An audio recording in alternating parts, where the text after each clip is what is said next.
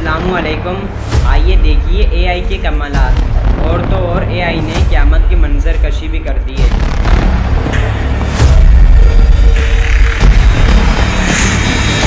After a period of time known only to Allah, and after the major signs of the hour have ended, and during an ordinary day in the lives of people, then... Mom! Look.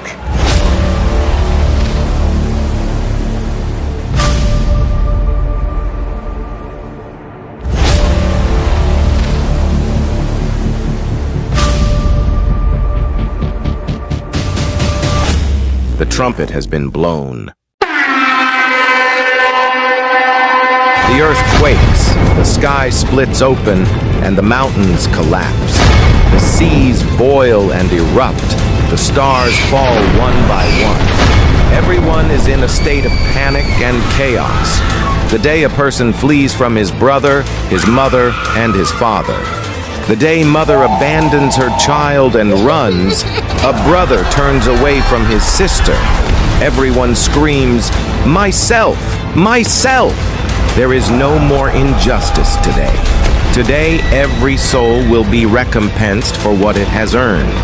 This is the promised day, the day of truth, the day of judgment. But before we start, if you love Prophet Muhammad, hit like and subscribe to the channel and praise Allah in the comments. Then Allah commands the angel of death to seize the souls of all remaining living beings. The angel of death proceeds to take the souls of everyone, one after another, until none remain alive.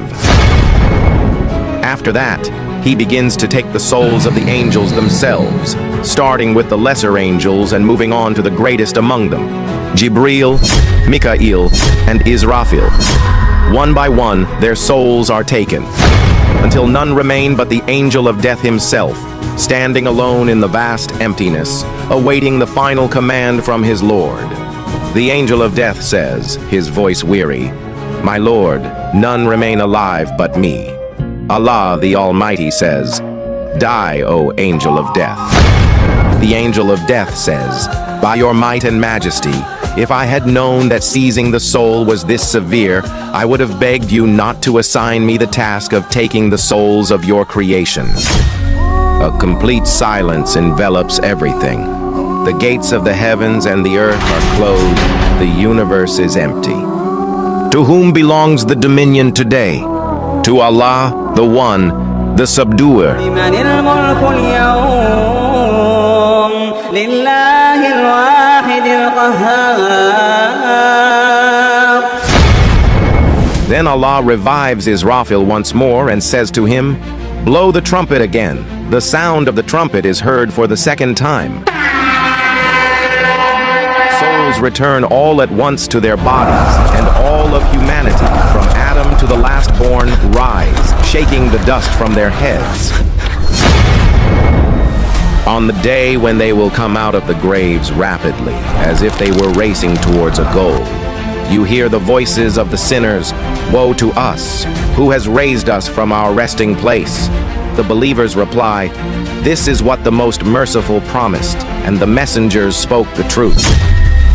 And in the midst of this terror, mysterious and terrifying scenes appear. Who are those women wearing garments of fire, burning their bodies as they run and scream?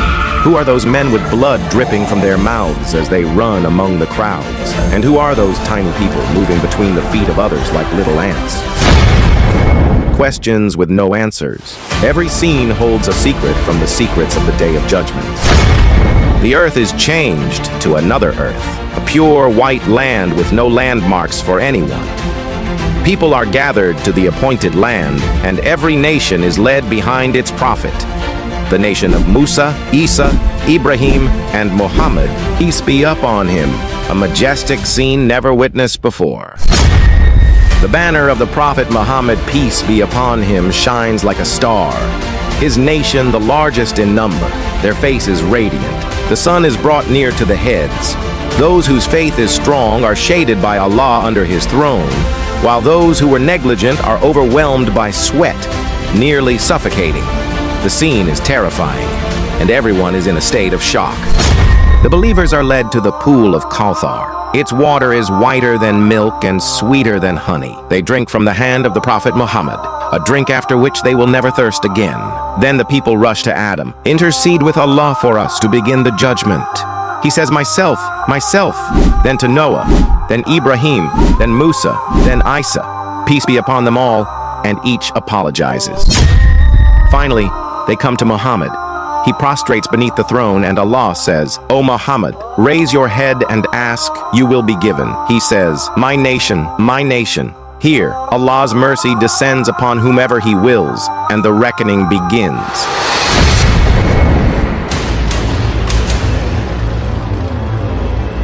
Books of deeds fly in the air. Each person catches their own book. These are the books of deeds. No action, big or small, is left unwritten. Those who receive their book in their right hand will be joyful, saying, come, read my record. But those who receive their book in their left hand will be sad, saying, oh, if only I had never received this book, never known what I did.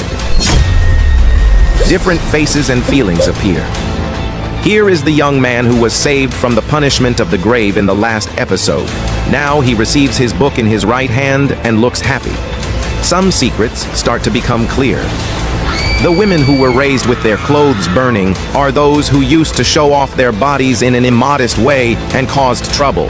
The people who were raised with blood dripping from their mouths are those who took interest, riba, and the rights of others. Those who were raised as small as ants are the ones who were proud and arrogant on earth. Did you think that we created you for nothing and that you would not return to us? The angels start calling the nation of Islam. They are the first nation to be judged. There are two types of judgment. The first type is easy. These are the good people who did good deeds in life and followed Allah's rules. Allah's mercy covers them, and their good deeds are heavier, even if they have some sins. The second type are those who disobeyed Allah and did bad deeds. They will be asked about their actions in detail, and whoever is questioned like this will be in trouble. The judgment continues for billions of people. There are different situations. For some people, their good deeds are more, and for others, their bad deeds are more. Some people will be covered by Allah and not exposed. Others will be exposed for their bad deeds. Some groups will pass without any judgment because of Allah's mercy, like the patient ones. Other groups will not be spoken to by Allah, like the atheists, and they are lost. At the end of this scene, after the judgment is finished, comes the next stage, crossing the Sirat.